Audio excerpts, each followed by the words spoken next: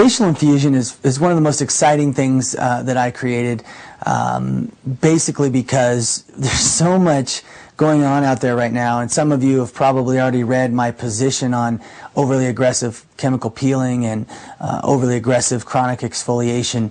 I really think that damages the skin, and I'm not really sure what the long-term purpose is. I know what happens short-term.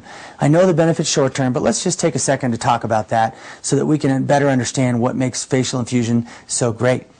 So, typically someone will use a strong acid on the skin. That strong acid will melt away, burn down, compress a lot of the epidermal layers, and most people have a positive reaction to that. In other words, if you came to your esthetician and said, hey, I have aging skin and I really want to get rid of it, and then after the peel was put on your face, chunks of this aging skin were falling off, you'd think, oh my gosh, what a wonderful result. All that damaged skin that I was so worried about has fallen off, and now my skin's going to be healthier. It just makes sense. Well, that's only in the eye of the beholder, unfortunately. At a deeper, more physiologic level, what actually happened there is that you just sped up the exfoliation of a very renewing, ever-renewing actually, epidermal layer. Remember, our epidermis, throughout our entire lifetime, never thins. Our dermis, however, after about age 25, thins about 1% a year. Unless you're a rosacea sufferer, it probably thins a little bit faster than that.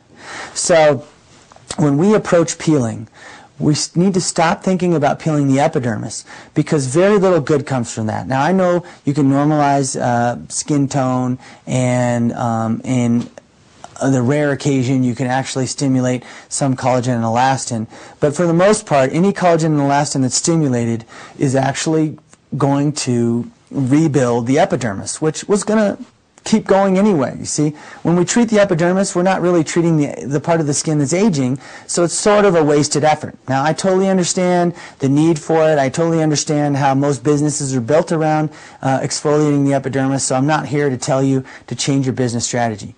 What I am telling you, however, is that we can make a tremendous impact on the skin when we bypass the epidermis, and that's what's so neat about facial infusion. Even though it's in the category of a chemical peel, the reality is it's more of a dermal treatment. You see, we're using a lot of liposome delivery. Remember, our liposome is phosphatidylcholine, and it's what the cell wall recognizes, so it's very effective at penetrating into the skin, and as we've mentioned, it actually increases penetration by 1,000%. So you take that phosphatidylcholine, you wrap it around all these incredible ingredients, and with the facial infusion, if you use our L-ascorbic acid crystals, you will actually get 8 fibroblast stimulators being delivered into your dermis. Okay, so you have L-ascorbic acid, which we know is one. You have R-lipoic acid. And I know I say this is actually a non-acid peel, but these are ingredients that are acids, and they're not creating a significant effect on the overall pH of the peel, and they are not creating the traditional effect of acids. So let me take a second here to differentiate that.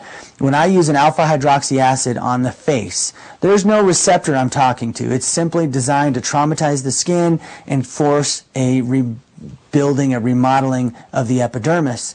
It is not designed to go down and tell the fibroblast to make new skin or make new collagen and elastin. It's simply designed to go down and create havoc, and the skin is forced to respond. So when they measured collagen and elastin with those peels, they were traditionally measuring the remodeling, rebuilding of the epidermis, which of course does you no good for aging skin.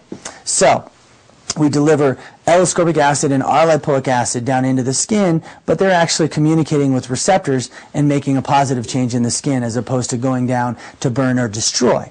Then we also have niacinamide, which also increases the food supply. That's got to get into the skin, and we're using very high doses of that. We're using retinaldehyde. Now, this is important, at 2% levels. Now, remember, retinaldehyde is 1,000 times stronger than retinol. It's proven to be as strong as retin A, and so we're trying to get it in the skin at high doses. But because we're using the liposome delivery, you don't have nearly the irritation that you see with these retin A peels that are out there, or some of the high-dose retinol peels that I've used in the past and actually formulated in the past. Now, because I'm formulating without using acid as the carrier, because it's not a good carrier, I'm using liposome as the carrier, it makes a tremendous difference in the overall comfort of the peel. And what's most incredible about the facial infusion dermal treatment is that it is effective on every skin condition